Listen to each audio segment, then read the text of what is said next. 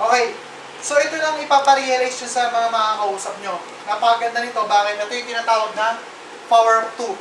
So, ibig sabihin, ganito lang senaryo.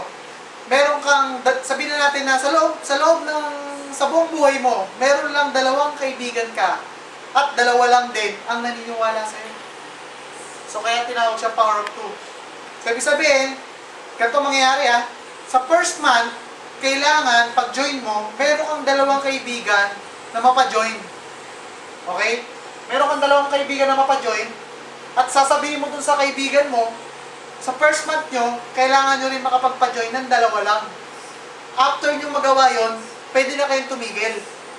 Pero, dapat sabihin nyo rin sa mga susunod na ganun lang din gawin nila. So, ibig sabihin, usapan, kada isang tao, makakuha lang ng tig na 2 sa first month nila. At kahit tumigil sila, ganito ang mangyayari. Okay?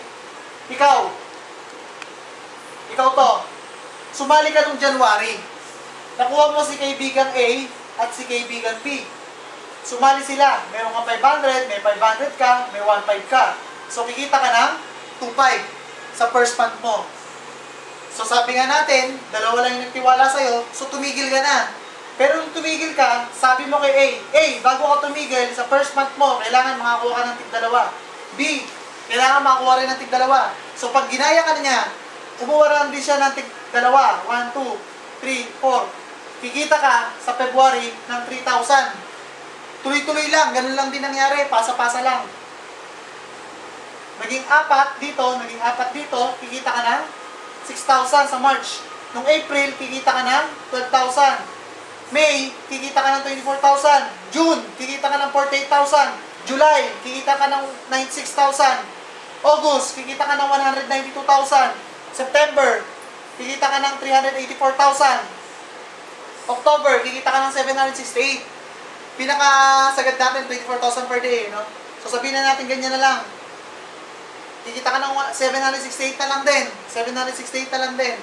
Pag tinotal mo yan, kikita ka ng 3 milyon. Galing, no? Ang puhunan, 7,980. Tapos, 2 lang ang kilala mo, at tig-2 lang din sila napapajoin. 7,980 lang, pwedeng kumita ng milyon. Anong negosyo ang pwedeng itayo mo sa halagang 7,980 na pwedeng kumita ng 3 milyon sa loob ng isang taon? Wala. So, ito lang yung global. So, subukan mo. Sabihin na natin napakamalas mo. Sabihin natin napaka-pilosopo mo. Sabi mo sa akin, walang naniniwala sa akin. Kalahati lang naniwala. O sige, sabihin natin kalahati lang naniwala. Kalahati ng 3 million, magkano? 1.5 million.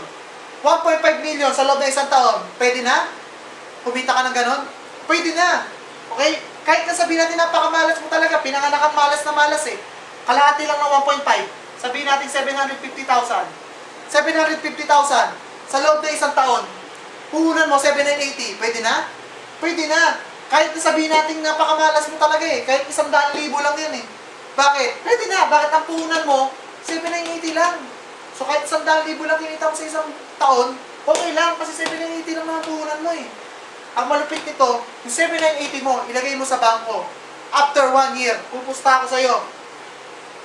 Hindi tutubo yan ng 50 pesos sa loob ng isang taon. Yung 7,980. Dito sa global, pag in-invest mo yung 7,980 mo, pwede kumita ng 3 milyon. Ang pinag-uusapan natin sa buhay, subok-subok lang.